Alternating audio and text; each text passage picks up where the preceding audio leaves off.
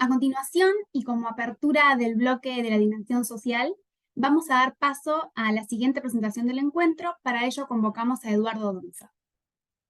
Eduardo es sociólogo recibido de la UBA, magíster en generación y análisis de información estadística, tiene un doctorado en sociología de la UCA, profesor de la Universidad de Buenos Aires y de la Universidad Nacional de La Matanza. Dicta cursos de posgrado en UNTREF, en la USAL y en Flaxo, investigador del Instituto de Investigaciones Gino Germani de la UBA y del programa Observatorio de la Deuda Social Argentina de la UCA. Consultor de empresas y organismos nacionales e internacionales, fue asesor técnico del Ministerio de Trabajo, Empleo y Seguridad Social y funcionario nacional de la Organización Internacional del Trabajo. Le damos entonces una cálida bienvenida a Eduardo y recomendamos que las preguntas, como dijimos al principio, pueden ir dejándolas en el chat. Eduardo, te damos paso. Sí, bueno, muchas gracias por la invitación a los organizadores. Voy a presentarla, presento yo, ¿no? Comparto Sí, sí. pantalla. Sí. Bueno, supongo que ya están viendo la proyección, ¿sí? Se ve perfecto. Bárbaro, voy a sacar. Ahí está. Bueno, yo les voy a presentar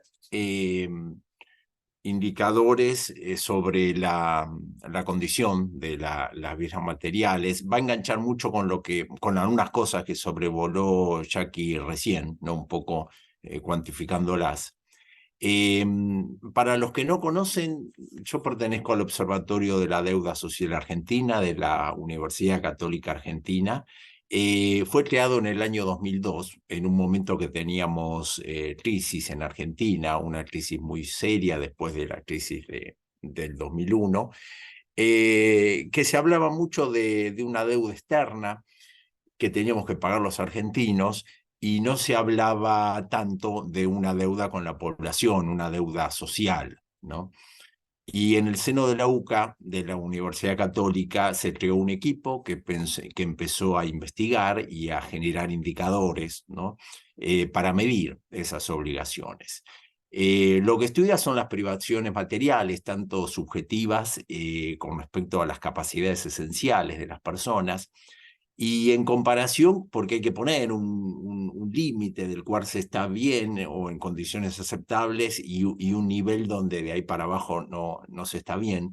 Y lo que retomamos son las normas establecidas, recomendaciones internacionales. Recién comentaba Jackie los objetivos de desarrollo sostenible, que son los últimos, las recomendaciones de los organismos internacionales, del subsistema de Naciones Unidas, la Constitución Nacional y las diferentes leyes, ¿no?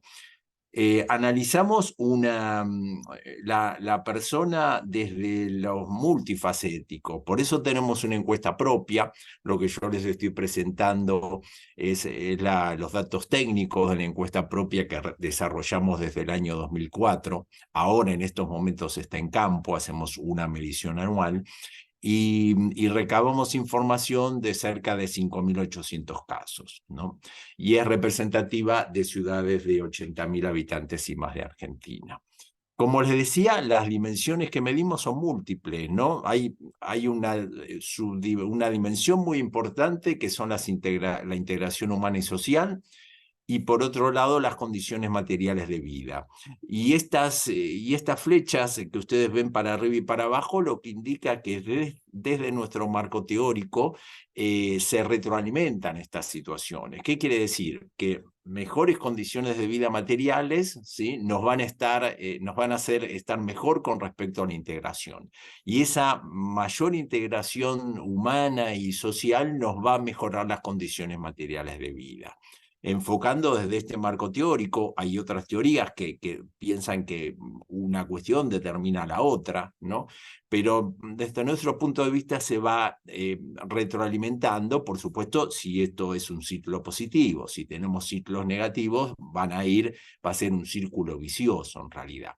Dentro de la integración humana y social estudiamos las condiciones de salud, tanto físicas como psicológicas, las capacidades también de integración social, la cultura democrática, la confianza institucional y la seguridad ciudadana también desde el punto de vista de una encuesta de victimización, ¿no?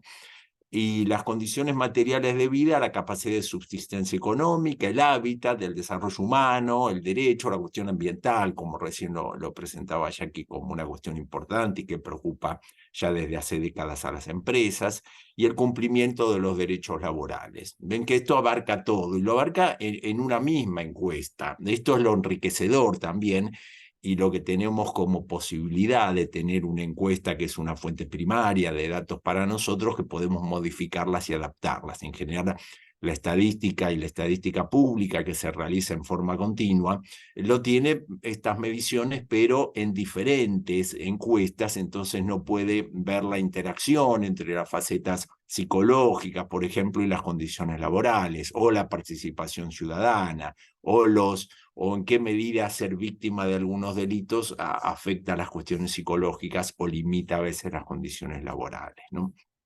Yo lo que les voy a presentar ahora es una selección muy breve de los indicadores, y después pueden entrar en la página web de la UCA, específicamente del Observatorio de la Deuda, que es donde pueden ver los diferentes estudios y los diferentes indicadores que generamos, ¿sí? Básicamente, en primera instancia, yo me voy a posicionar en el análisis de las condiciones materiales para el desarrollo humano. Voy a hacer específicamente focalización en el trabajo, en la pobreza y en la exclusión social. Esto que ven acá son el grupo de indicadores de algo que se denomina pobreza multidimensional.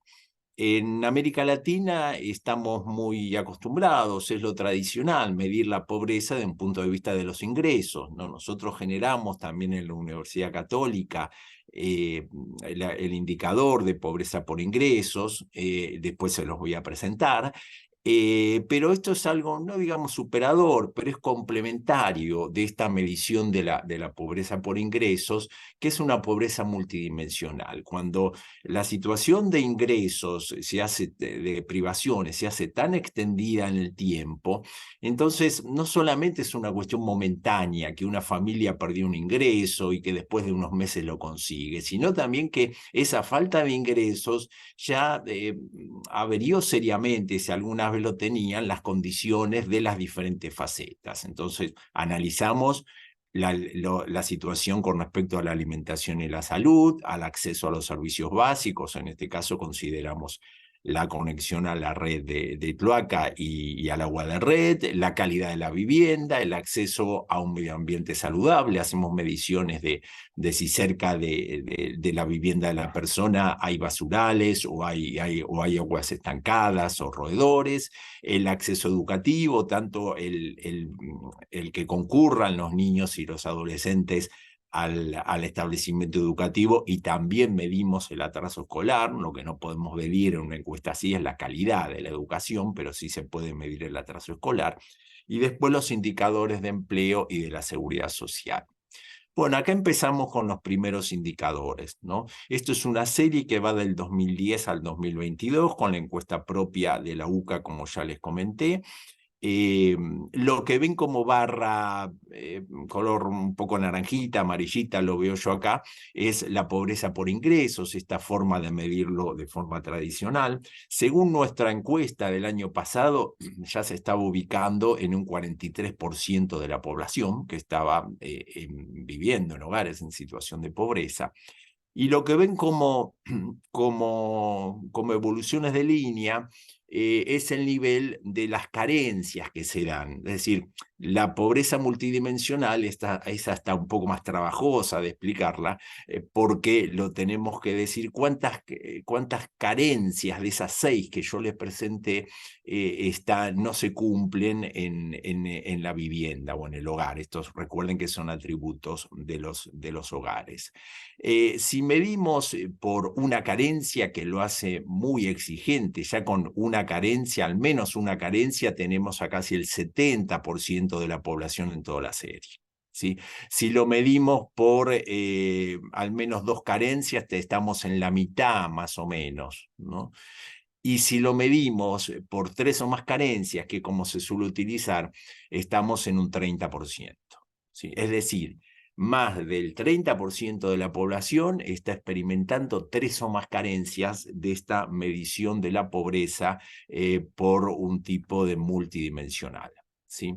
Cuando analizamos la población, a cuánta población está afectando en porcentajes, vemos que, y acá están clasificados y unidos, hay varias formas de presentar esto también a nivel internacional. Una es algo muy tradicional de OFBI. Nosotros utilizamos una que se utiliza mucho en México, de una comisión de análisis de las políticas públicas que se llama Coneval, que junta lo que es la pobreza multidimensional y la pobreza por ingresos. Entonces, clasificamos a lo que ven en la base de esta columna, lo que se ve con azul, como en el 2022 un 39% de la población era pobre por ingresos y además tenía por lo menos una carencia. ¿Sí? No pobres por ingresos, pero con privaciones no monetarias, es decir, que tienen un ingreso aceptable, pero tienen privaciones serias, un 30%. ¿Sí? Y solamente un 27% de la población no era ni pobre por ingresos ni pobre por carencias. Y ven que esto es bastante mantenido en toda la serie, se agrava, ¿no? en los momentos de pandemia, en el momento del 2020, y no mejora mucho después de la pandemia, después de la por lo menos leve reactivación que se dio en Argentina. ¿Sí? Esta persistencia de la pobreza a través del tiempo, de décadas, podemos decir, yo solo les presento a la serie 2010-2022, pero si hacemos una serie que arranque en el año 2000, van a ver cómo 2022 era la situación muy grave, mejora mucho hasta los años 2008-2009 y después se estanca, ¿no? La situación. Pero la persistencia de la pobreza, ya estamos pensando en una tercera generación, ¿no? Que ha nacido en estas condiciones, niños que no vieron que el esfuerzo de sus padres y de sus abuelos pudo ser bien retribuido por la sociedad. Entonces, ¿qué nos habla? De que hay una situación de pobreza estructural, es decir, una obviedad total. Los argentinos no es que nos turnamos para ser pobres, ¿no? Sino que hay un núcleo duro, este núcleo duro, ven que es cercano al 20%, lo que se ve en la base en celeste, cercano al 20% en todo el ciclo, que persiste en la pobreza, ¿no? Que lamentablemente algunos niños han nacido pobres y continúan en esa situación, ¿no? Esto es lo más difícil, a pesar de las mejoras que se dieron en los primeros años de la década del 2000, en la primera parte de la década del 2000, hay un 20% de población que continúa, ¿no? en esa situación de pobreza y tiende a agravarse, en una pobreza de tipo estructural. ¿No? Un núcleo duro de la pobreza. Por supuesto que esto es diferente según el nivel, en este caso socioocupacional, ¿no? Con el que está presentado. Lo analizamos también por diferentes variables de corte, la estratificación social la hacemos a nivel por el nivel socioeconómico, este es el nivel socioocupacional en el que está clasificado las ocupaciones del jefe de hogar. Como ven en los medios profesionales, esta pobreza estructural multidimensional es casi nula, ¿no? En el medio profesional nunca llega, o una vez sola llegó al 10%, pero son valores relativamente bajos, y sí vemos como cuando la calidad del empleo disminuye, un sector bajo integrado que está en valores cercanos al 35-40% en toda la serie, se incrementó durante la pandemia, y después este sector de los trabajadores marginales, ¿no? Que ahí tenemos los que realizan changas y los que son también destinatarios de un programa de empleo. Ven que la sociedad que tenemos es desigual, ¿sí? Desigualdad y pobreza no es lo mismo, podemos tener una sociedad pobre, pero igualmente pobre y no hay desigualdad, ¿no? Por supuesto que va a haber una desigualdad, pero son menores las desigualdades. Y la gran particularidad de América Latina es que es un subcontinente que es mayoritariamente desigual, con una pobreza también bastante marcada, ¿no? Entonces, un debate que se da no solamente actual, sino desde hace muchas décadas, ¿qué tratamiento le tenemos que dar a los programas de transferencias del Estado? Es decir, el Estado en un momento ha reconocido, el gobierno de turno, ha reconocido que el mercado de trabajo ya no es un eficiente distribuidor de recursos en la población. Entonces, ideó a través del tiempo diferentes estrategias de transferencias y diferentes herramientas. Lo que hacemos acá es medir el impacto, ¿no?, de esas transferencias no contributivas. Estamos dejando de lado las jubilaciones y pensiones tradicionales contributivas, y lo que vemos acá es cómo hubiera sido, ¿no?, el nivel de pobreza si les retiramos los programas sociales. Es decir, de un 43,1% que yo les comentaba hace un momento del año 2022, aumentaría, si sacamos todos los programas, a un 50%, sacando asignación universal por hijo, que es una protección para los niños menores de 18 años de hogares que no tienen un nivel de ingresos suficientes, y sacando el resto de los programas y las contribuciones y las pensiones no contributivas. Aumentaría de un 43 a un 50%. Y lo que sí cambiaría mucho es el nivel de indigencia, ¿no? Recordemos que los indigentes son los más pobres entre los pobres, ¿sí?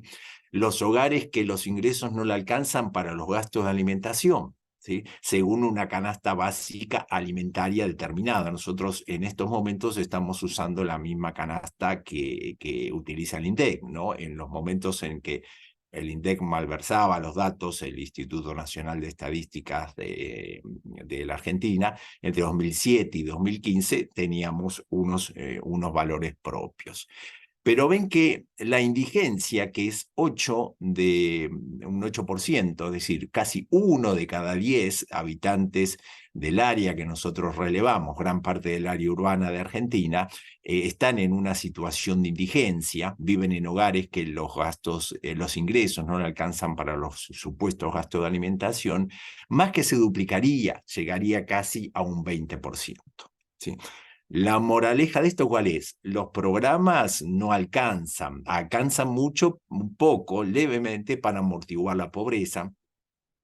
Son un poco más efectivos en amortiguar la indigencia, pero no son la solución, ¿sí? A través de tantos años, de décadas ya, pensemos que el primer programa muy extenso que tuvimos en Argentina es el programa Jefes y Jefas de Hogar Desocupados, que empezó en el año 2002, y en mayo del 2003 llegó a tener más de 2 millones de beneficiarios, ¿sí? Entonces, estos casi más de 2 décadas de programas, lo que nos muestran es que no son suficientes, que tenemos que continuarlos, porque muchas familias sobreviven con la ayuda complementaria de esos programas, pero que tenemos que hacer otras cosas, ¿no? Y lo central, ¿cuál es? El escenario laboral, ¿no? Mayoritariamente los ingresos de la población siguen proveniendo de los ingresos laborales. A pesar de que observemos los hogares en situación de indigencia, casi la mitad de los ingresos de esos hogares siguen proveniendo del ingreso laboral. Esta es una evolución de la calidad del empleo, ¿no? Es una serie del 2010 al 2022 de la población económicamente activa. Como ven, no hay grandes variaciones, siempre un poco, si uno ve en detalles en algunos momentos o mejora, pero los colores siguen siendo más o menos los mismos. Si vemos el año 2022, en la base este 40,3% que nos identifica, lo que nosotros denominamos como un empleo pleno de derechos. En terminología de la OIT sería un empleo decente, ¿no? Un empleo que tiene participación en el sistema de seguridad social, un trabajo también ahí, los trabajadores por cuenta propia que hacen los aportes jubilatorios están en este 40,3%. un 28% que es un empleo precario, ¿sí?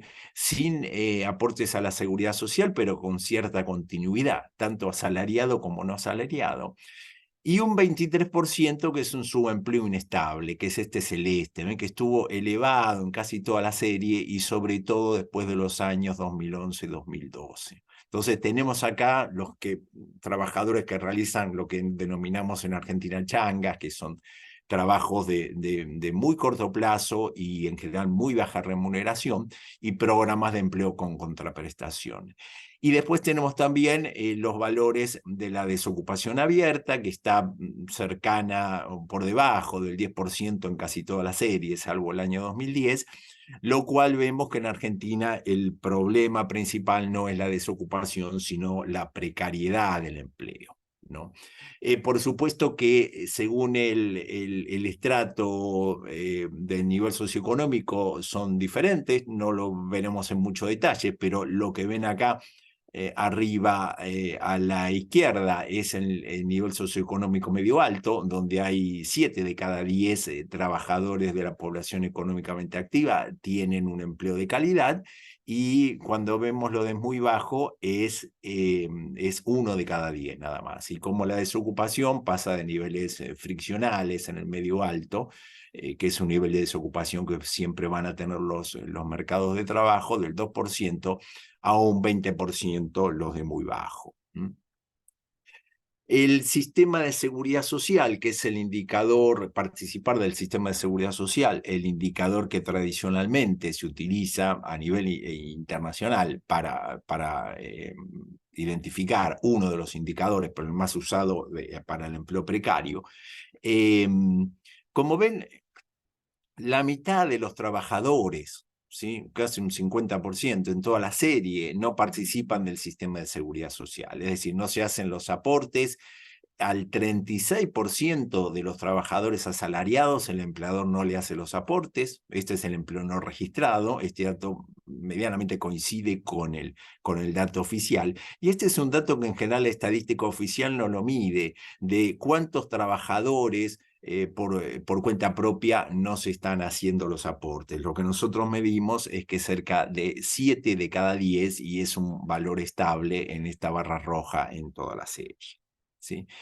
Y ya para ir finalizando, lo que les presento acá es la evolución de los ocupados, ¿sí? Según el sector al que pertenecen. Según nuestras mediciones, tenemos cerca de un 15%, que es la parte azul de todas las barras, de todas las columnas, que trabaja en un sector público. En el sector privado formal, ¿sí? Con empresas que tienen una alta productividad, que muchas veces generan mucha riqueza, mucho valor agregado, muchas de ellas a nivel internacional y que exportan, solamente un 30% de los trabajadores están ocupados en ese sector. Y tenemos otro 30% en un sector microinformal de la economía, de establecimientos chicos, y un 23% en la economía social, ¿sí? Recién Jackie nos hablaba de las dinámicas diferentes, de las lógicas diferentes. Podemos pensar que tradicionalmente un empresario que busca la ganancia, que es la lógica, ¿no? Que moviliza para producir y aumentar independientemente del bien social que genera, ¿no? Y del bienestar que le llevan a la sociedad, pero hay una búsqueda, hay una lógica de la ganancia. Y la lógica de la economía social, como ya lo adelantó Jackie, es la lógica de la sobrevivencia, ¿no?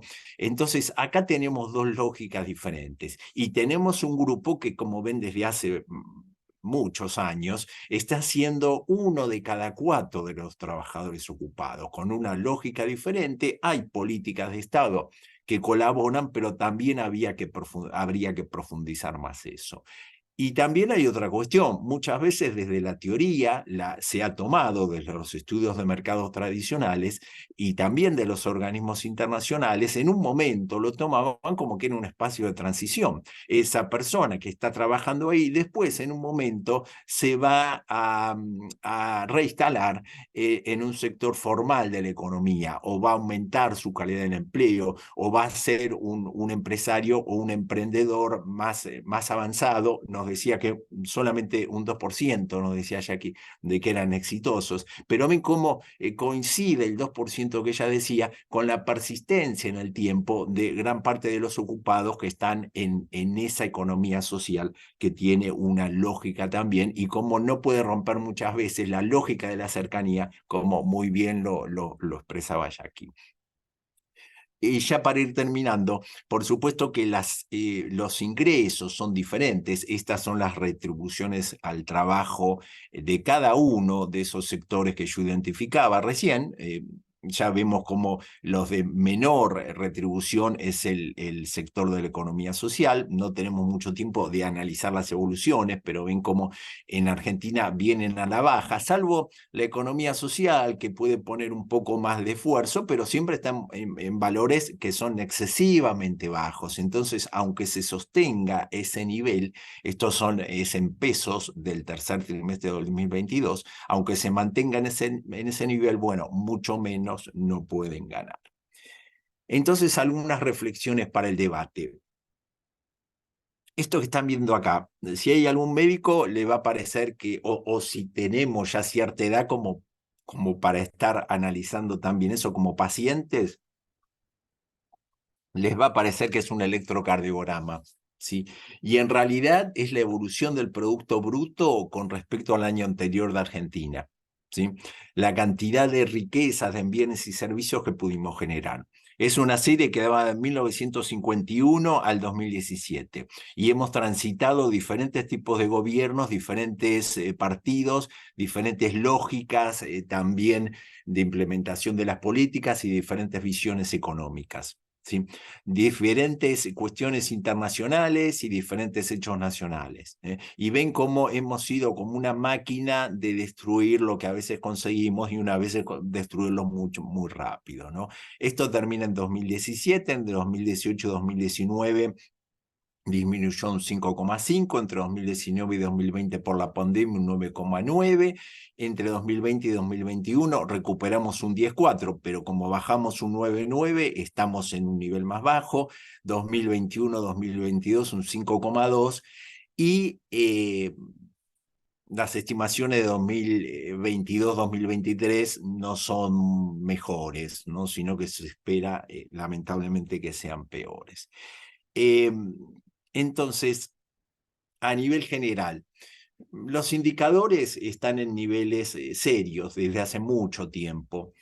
Tenemos que salir un poco de la idea de que es una situación de un gobierno, sino que tenemos que asumir un poco las responsabilidades a niveles de dirigentes, no solo de dirigentes políticos.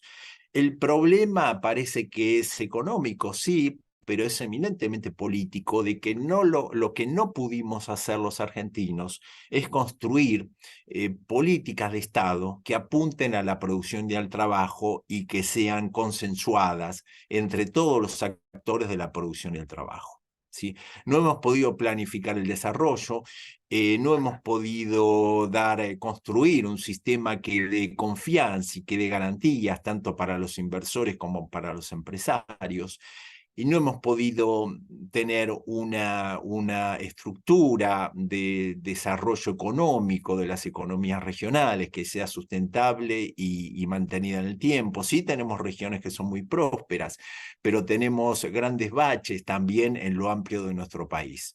Así que bueno, para terminar es esto un poco una sugerencia, ¿no? De lo que necesitamos los argentinos es básicamente ponernos de acuerdo, pero ese acuerdo tiene que exceder al sistema político, que a veces tiene sus prioridades y su lógica, por supuesto, de un corto plazo, de unas elecciones a más tiempo que las tenemos a 2 años, y armar un sistema desde reconocer lo complejo, reconocer que los diferentes gobiernos y las diferentes visiones económicas no le pudieron dar una solución, y entre todos, con mucho peso de los que son los decisores, de los empleadores, que son los que generan un empleo genuino, los formadores de precios, porque yo no hablé, pero en Argentina siempre sobrevuela el tema de la inflación, y mucho más cuando se acelera en algunos momentos como en estos momentos. Entonces los formadores de precios, los inversionistas, porque tenemos que dar un formato de inversionista, porque una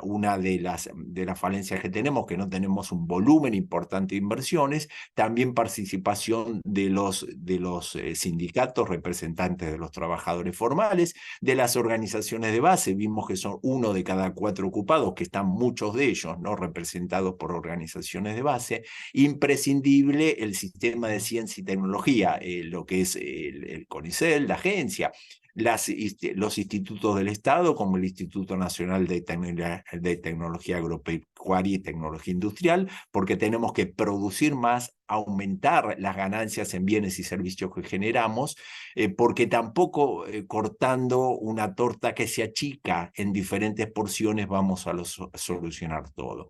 Y pensando en un mercado interno, pero también pensando en un mercado externo para poder exportar.